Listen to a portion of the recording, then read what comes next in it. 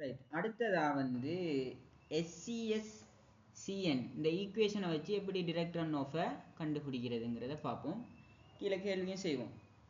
SCSCN அதாவது soil conservation service curve number மெத்தட்னு சொல்கிறது. இப்போ இதில் 2 ஈக்குவேஷன் தான் இருக்குது. நான் டிரெக்டாக அந்த ஈக்குவேஷன் எப்படி யூஸ் பண்ணி ஆன்சருக்கு போகிறதுங்கிறதே சொல்லி விட்ருவோம். சரி, அப்போ முதலாவது ஈக்குவேஷன் PE சமன் P மைனஸ் 0.2s முழுவதின் வர்க்கத்தின் கீழ் P ப்ளஸ் 0.8s. இப்போ இதில் ஒவ்வொரு கணியத்தையும் நீங்கள் என்ன கண்டா சரி, PEங்கிறது டிரெக்ட் ரன் ஆஃப், இதுதான் நம்மளோட நோக்கம். இந்த PEயை தான் கண்டுபிடிக்கிறது நோக்கம். அப்போ இது வந்து டிரெக்ட் ரன் ஆஃப் டெப்த்தாக இருக்கும். சரியா, ஒவ்வொரு கணியங்களையும் விளங்கணும். இந்த PEங்கிறது டிரெக்ட் ரன் ஆஃப் டெப்த்தாக இருக்கும். Pங்கிறது ரெயின்ஃபால் டெப்த்தாக இருக்கும். இது வந்து ரெயின்ஃபால் டெப்த். சரியா, ரைட். அதே போல இந்த 1வது சமன்பாடுல S ன்ற ஒன்று வருது. இந்த Sங்கிறது maximum retention of water, maximum retention of water, right. அப்போ இந்த PE ன்ற சமன்பாட்டில் முதலாவது இந்த சமன்பாட்டில் வரக்கூடிய 3 கணியங்களும் விளங்கிட்டு, அந்த PEயை நம்ம கண்டுபிடிக்கணுமாக இருந்தால் நமக்கு ரெயின்ஃபால் டெப்த் தேவை. அதே போல் S ன்ற இந்த கணியம் தேவை. இந்த S ன்ற ரெயின்ஃபால் டெப்த் அவன் கேள்வியில் தரத்தானே போகிறான். ஸோ ரெயின்ஃபால் டெப்த் பிரச்சனை வரப்போகிறது கிடையாது. அப்போ Sஐ கண்டுபிடிக்கணுமா இருந்தால் Sக்கு இன்னொரு சமன்பாடு சொல்கிறான். Sக்கான இன்னொரு சமன்பாடு S சமன் 1000 கீழ் CN மைனஸ் 10. அப்போ இந்த எஸ்ஸை காணணுமா இருந்தால் இன்னொரு கணியம் வருது புதுசாக. எஸ்ஸை கண்டுபிடிக்கிறதுக்கு CN இன்னொரு கணியம் வருது. CN curve number, right. அப்போ கேவ் நம்பரை கண்டுபிடிச்சா எஸ்ஸை கண்டுபிடிக்கலாம். எஸ்ஸை கண்டுபிடிச்சா இதில் பிரதிட்டு PE அதாவது டிரெக்ட் ரன் ஆஃப் டெப்த்தை கண்டுபிடிக்கலாம். ரெயின்ஃபால் டெப்த் கேள்வியில் தரப்பட்டிருக்கும். அப்போ இந்த மெத்தடில் நமக்கு ஒரே ஒரு பிரச்சனை வருது, கேவ் நம்பரை கண்டுபிடிச்சா தான் எஸ்ஸுக்கு போகலாம், எஸ்ஸுக்கு போனால் தான் PEக்கு போகலாம். சரியே, அப்போ கேவ் நம்பரை கண்டுபிடிக்கிறது தான் இந்த கேள்வியோட நோக்கம். கேவ் நம்பரை கண்டுபிடிச்சா அப்படியே நம்ம ஒவ்வொரு சமன்பாட்டில் பிரதிட்டு டிரெக்ட் ரன் ஆஃப் டெப்த்தை கண்டுபிடிச்சிடலாம். அடுத்த விஷயம், இதில் கேவ் நம்பர் வந்து ஒரு நம்பர் வெறும் நம்பர், அதாவது டிமென்ஷன்லெஸ், அதாவது பரிமாணமற்ற ஒரு இதுக்கு அழகு கிடையாது. ஸோ ஒரு இலக்கத்தில் வரப்போகுது. அப்போ இலக்கத்தில் பிரதிடுற நேரம் இந்த எஸ்ஸுக்கான ஆன்சர் எதில் வரும்னு சொன்னால் இன்ச்சஸில் வரும். இது கவனம், இன்ச்சஸில் வரும். இது ஒரு நம்பரில் பிரதியிட்டால் எஸ் எப்போதும் ஆல்வேஸ் எப்போதும் இன்ச்சஸில் வரும். அப்போ எஸ் இன்ச்சஸில் வந்துச்சுன்னு சொன்னால் எஸ்ஸை நம்ம இங்கே இன்ச்சஸில் பிரதியிட்டா பிஏயும் ரெயின்ஃபால் டெப்த்தையும் இன்ச்சஸ்லாம் பிரதியிடணும். எஸ்ஸை நம்ம இன்ச்சஸை சென்டிமீட்டருக்கு மாற்றினா ரெயின்ஃபால் டெப்த்தையும் சென்டிமீட்டர்லாம் பிரதியிடணும். அப்போ இந்த எஸ்ஸும் பியும் 1ஆம் சமன்பாட்டில் எஸ்ஸும் பியும் ஒரே அலகில் பிரதியிடப்படணும். ஆனால் இங்கே வர எஸ்ஸுங்கிறது இன்ச்சஸில் வரும். அப்போ எஸ் இன்ச்சஸில் இங்கே வந்துச்சுன்னு சொன்னால் பிஐயும் இன்ச்சஸ்லாம் பிரதியிடணும். சரியா, அந்த அலகுகள் அதுக்கேற்ற மாதிரி பிரதிட்டு டிரெக்ட் ரன் ஆஃப் டெப்த்தும் இன்ச்சஸில் வரும். அப்போ எஸ் என்ன அலகில் பிரதியிடப்படுதோ, இங்கே வரது இன்ச்சஸ் தானே, அப்போ இங்கே இன்ச்சஸில் பிரதியிடப்பட்டால் ரெயின்ஃபால் டெப்த்தும் இன்ச்சஸில் பிரதியிடப்படும். இங்கே வர டிரெக்ட் ரன் ஆஃப் டெப்த்தும் இன்ச்சஸில் பிரதியிடப்படும்.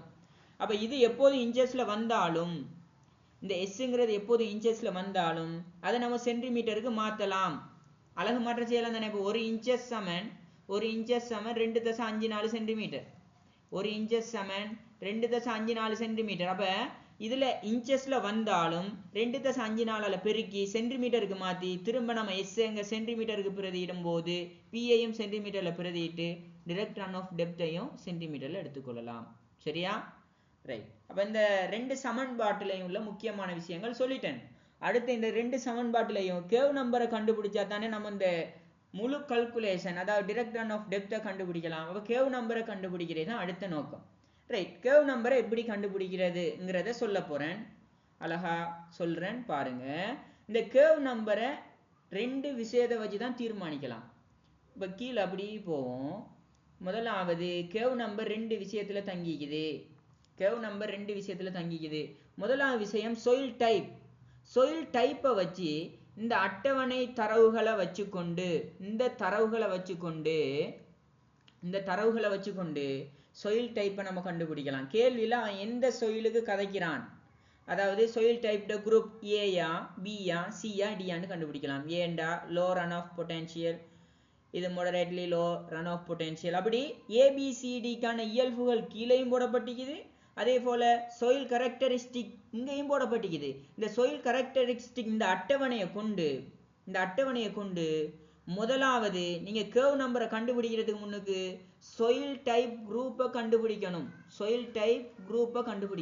கேர்வ் நம்பருக்கு போறதுக்கு முன்னுக்கு முதலாவது இந்த அட்டவணையில உள்ள இந்த சொயில்ற இயல்புகளை கொண்டு சொயில் டைப் குரூப்பை கண்டுபிடிக்கணும். சரியா? சொயில் டைப் குரூப் ஏயா பியா சியா டியா ஏபிசிடின்னு 4 குரூப் தான் இது. அப்ப 4 குரூப்ல எதுங்கிறத கண்டுபிடிச்சிடணும். சரியா? இது முதலாவது விஷயம். ரைட். அப்ப நீங்க இந்த அட்டவணையில உள்ள தரவுகளை வச்சு கேள்வியில என்ன கதைச்சிக்கிறானோ அதை கொண்டு சொயில் குரூப்பை கண்டுபிடிச்சிட்டீங்கன்னு சொன்னா அடுத்த கட்டம் சொயில் குரூப்பை மட்டும் கண்டுபிடிச்சு போதாது. ரெண்டாவது விஷயத்துக்கு போறேன். ரெண்டாவது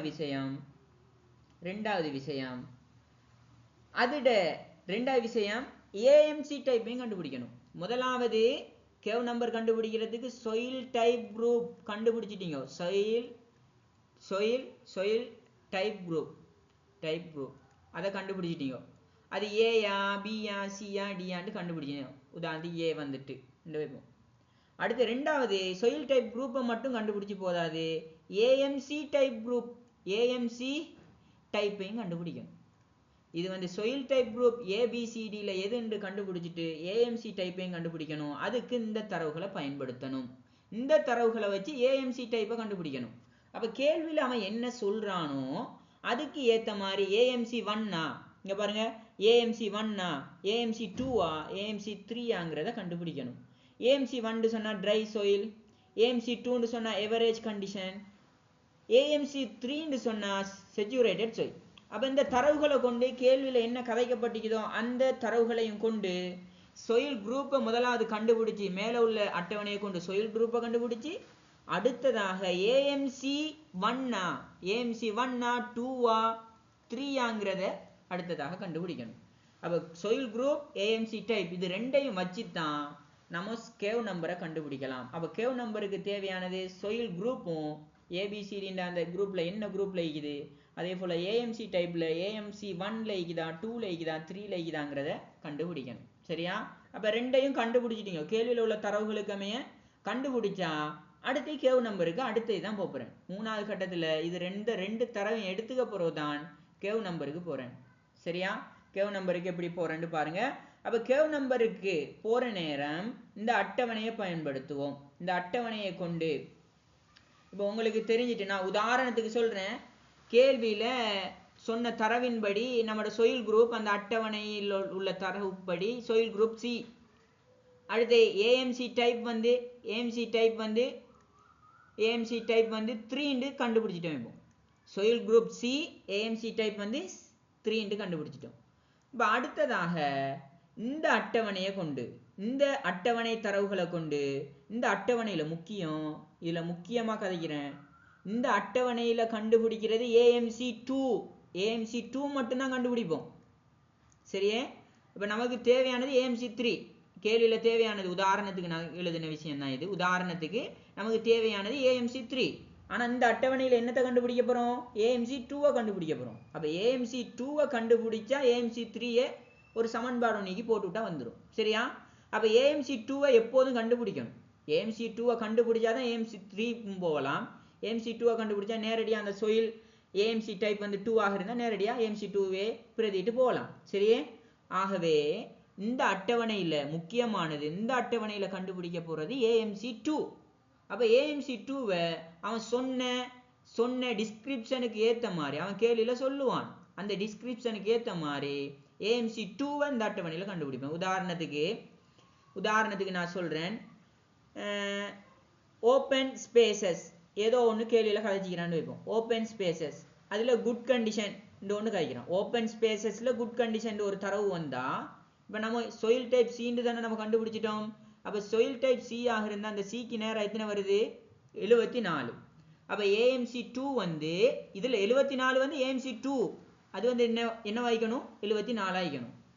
ஆனால் நான் மேலே உள்ள அட்டவணையின்படி கேள்வியில் வாரது ஏஎம்சி 3 ஆக இருந்தால் இந்த அட்டவணையில் கண்டுபிடிக்கிறதெல்லாம் ஏஎம்சி 2, நமக்கு தேவையானது ஏஎம்சி 3 ஆக இருந்தால் ஏஎம்சி 3க்கு ஒரு ஈக்குவேஷனுக்கு ஏஎம்சி 2 சார்பாக ஏஎம்சி 3க்கு ஒரு ஈக்குவேஷனுக்கு அதில் போட்டு விட்டா ஏஎம்சி 3 வந்துடும்.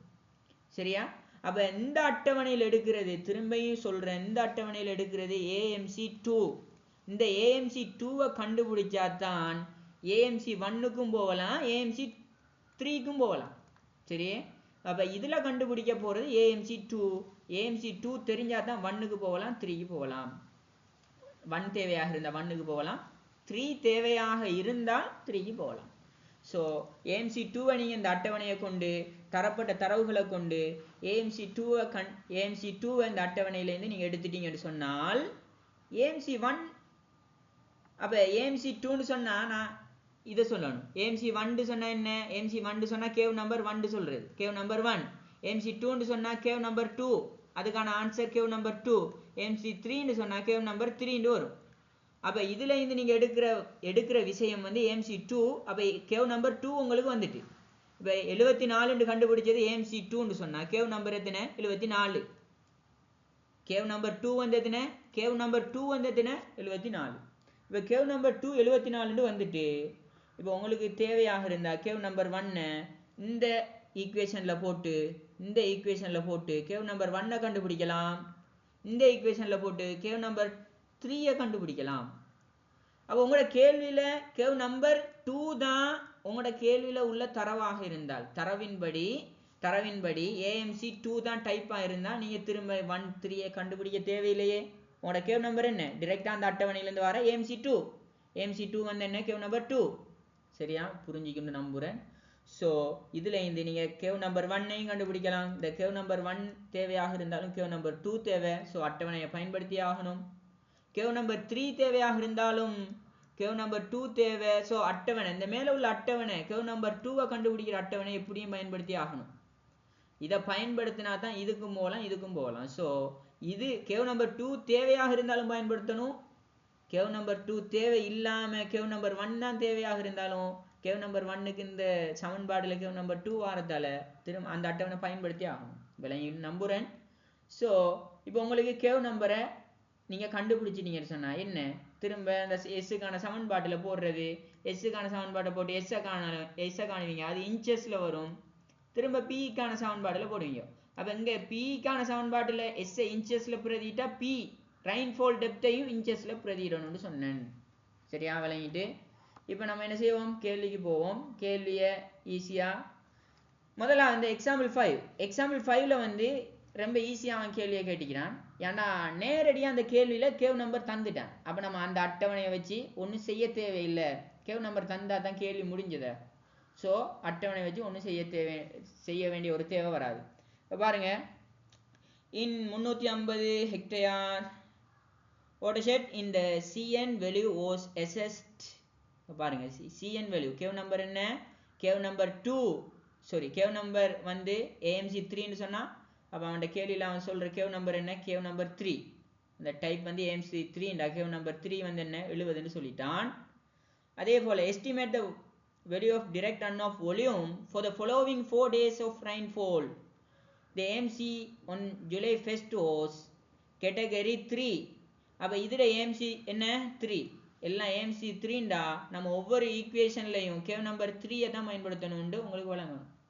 கேவ் நம்பர் 3 தான் கேள்வியிலையும் தந்துட்டானடா. அப்போ நம்ம என்ன செய்யலாம்?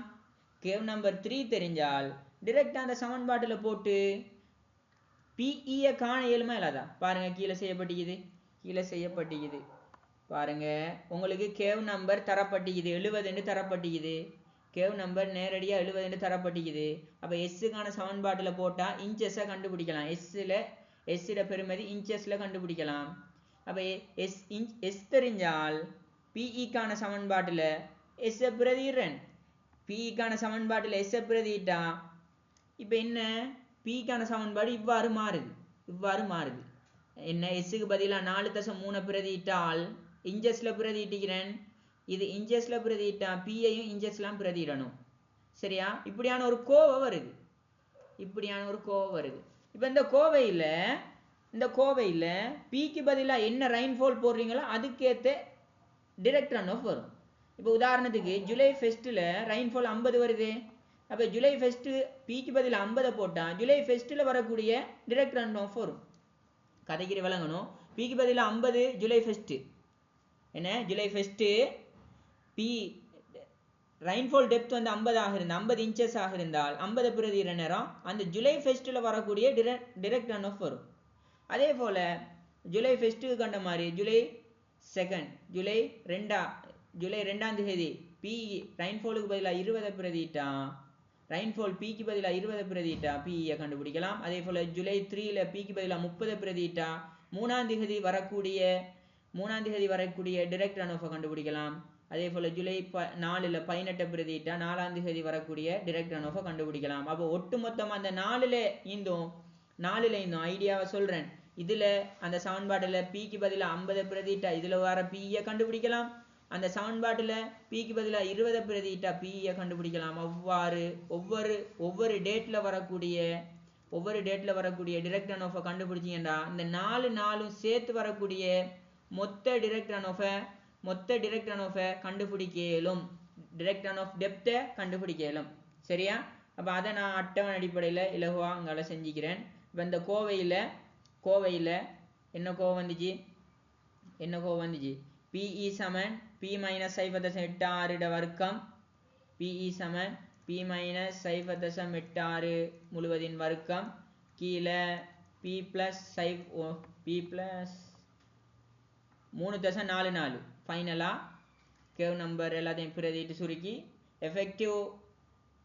டிரெக்ட் ரன் ஆஃப் டெப்த்துக்கான கோவை இது தான் வருது. இப்போ 50 பிரதி நேரம் PE இது வருது, 20 பிரதி நேரம் இது வருது, 30 அப்படியே 18 பிரதி நேரம் இவ்வாறு வருது. அப்போ டோட்டலாக அந்த 4 நாளைக்கும் எவ்வளோ டெப்த்துக்கு டிரெக்ட் ரன் ஆஃப் ஆகிக்கிண்டு கண்டுபிடிக்கலாம் டோட்டல். அப்போ இது அவ்வளோத்தையும் கூட்டினா 99.9 இன்ச்சஸில் வரும். ஏன்னா நம்ம எஸ்ஸை வந்து இன்ச்சஸில் பிரதிட்டதால பிஐயும் இன்ச்சஸில் பிரதிட்டு பிஇயையும் இன்ச்சஸில் எடுத்துக்கிறோம். 99.9 இன்ச்சஸ்.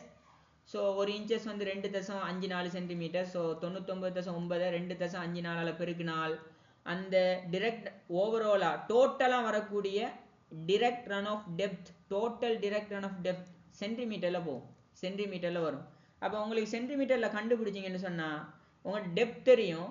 பரப்பளவால் பெருக்குனா மொத்த ஒலியுமை நீங்கள் கண்டுபிடிக்கலாம். அப்போ direct run off volume over the catchment வரும். உங்களுக்கு இந்த டெப்த்தை கண்டுபிடிச்சிட்டீங்க 253.746 மீட்டராக மாற்றுறதுக்கு 10 போட்டிக்குது. இப்போ ஏரியாவில் பெருக்கிறேன். ஏரியா வந்து 350 ஹெக்டேர். ஒரு ஹெக்டேர் 14 மீட்டர் வரைக்கும். ஸோ 14ஆலையும் பெருகிறேன். அப்போ direct run off volume over the catchment இவ்வாறு வருது. இப்போ இந்த கேள்வி உண்மையில் இந்த கேள்வி ஈஸியான கேள்வி. ஏன்னு சொன்னால் கேவ் நம்பரை அவன் தந்துட்டான். கேவ் நம்பரை தந்து போட்டு கேள்வி கேட்குறான். இது வந்து ஏ பாட்டை செஞ்சுக்கிறேன். பி பாட்டில் கேவ் நம்பர் அவன் தந்திக்கிறான். அதை நீங்களும் செஞ்சு கொள்ளலாம். கேவ் நம்பர் என்ன? கேவ் நம்பர் வந்து 80. இங்கே கேவ் நம்பர் 70க்கு செஞ்ச மாதிரி what would be the run off volume if the curve number 3 value was 80. அப்போ 80க்கு நீங்கள் செஞ்சு கொள்ளலாம். அதே மாதிரி கேவ் நம்பர் 70க்கு நான் கோவை எடுத்து செஞ்ச மாதிரி 80க்கு எடுத்து அதே அட்டவணையை போட்டு செஞ்சு கொள்ளலாம். அப்போ நான் அதை திரும்ப சொல்ல போகிறது கிடையாது. அப்போ இந்த கேள்வியில் கேவ் நம்பர் ஏ கேள்வியிலையும் பி கேள்வியிலையும் தாரத்தால் செஞ்சிட்டோம். அடுத்த கேள்விகள் செய்வேன். அடுத்த கேள்வியில் கேவ் நம்பரை எப்படி கண்டுபிடிக்கிறதுங்கிறத இந்த தியரியை வச்சு இப்போ இந்த வீடியோவில் செஞ்ச தியரியை வச்சு நான் எக்ஸ்பிளைன் பண்ணுவேன்.